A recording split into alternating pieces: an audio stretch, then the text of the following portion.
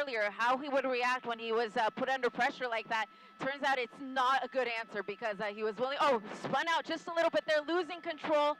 Let's see if he crashes. No, he's able to regain control and driving into what looks like an apartment complex and is under the carport there. Let's see if we see anyone running. There we go, driver door opening, and he's running. Sure enough, running towards the apartments, but fortunately, deputies are very close behind.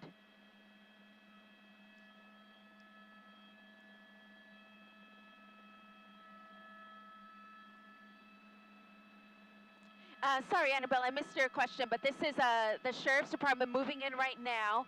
And the helicopter is actually giving them a description of what this guy was wearing so that they're able to find him. And he's giving them the address, of course, so that other deputies can respond to the scene and try to, oh, there he is. Yep, there he is.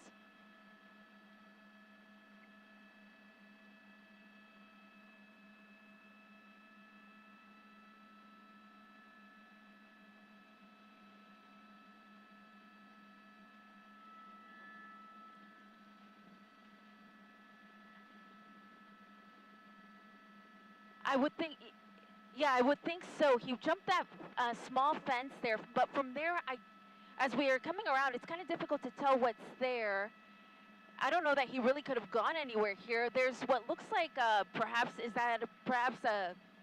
some sort of little tent or something, and that's where he's at. He's in the tent there, just outside of that person's apartment.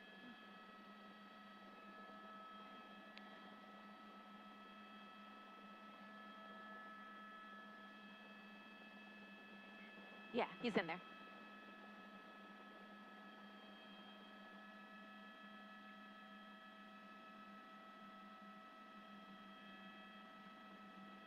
Yeah, we only saw one person get out, Colleen, and I didn't hear the police helicopter, the Lakewood police helicopter, say that he saw anybody else. And he's clearly focusing his attention on the driver, who we know is hiding in that tent. So this is really going to be on the side of law enforcement because they know where he's at because obviously the police helicopter saw him. So what they're going to do now is just set up a perimeter around this apartment complex to guarantee that he's not going to be able to exit.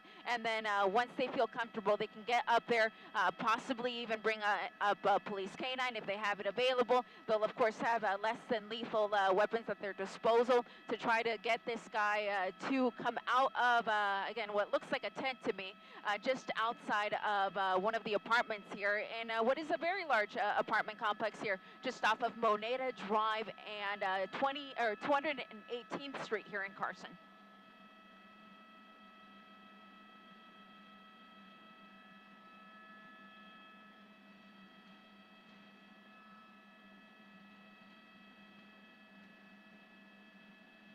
Yeah, I want to say it's one of the apartments, Annabelle, because if you look at all the other doors, they look very similar, these red doors. So I think that's probably somebody's apartment. I can see some patio furniture there as well. And looks like this guy really just ran out of real estate. There was nowhere else for him to hide other than that tent. So unknown what else may be in there, if there's anything in terms of something that he could use as a weapon. But officers, of course, are going to approach very carefully when the time is right. And once again, as I was saying, really time is on their side now because they know he's hunkered down there. He's not going to be able to escape this situation with the number of law enforcement personnel that are now surrounding this apartment complex.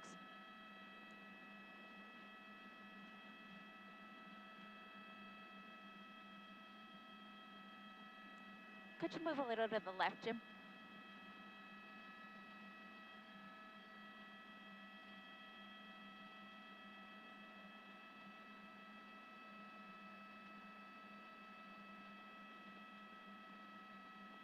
Could you move a little to the left, Jim? Could you move a little to the left? Thank you.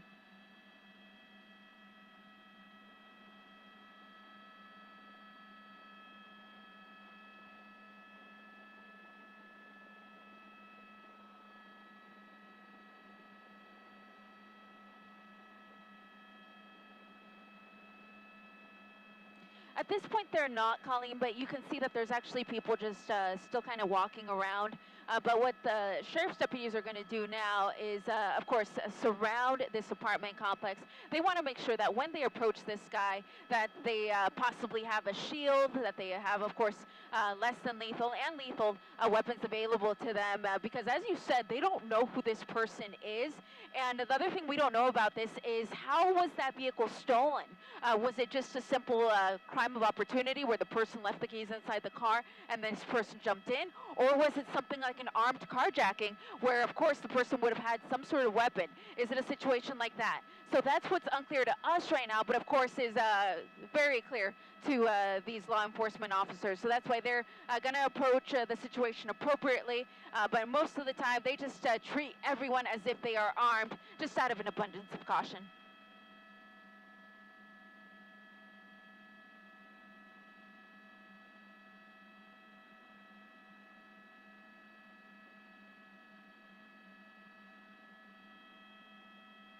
Absolutely, Annabelle, and that's what I was saying when it comes to time is on their side, because there's no sense of urgency now, because nobody is really threatened at this time, because he's hunkered down.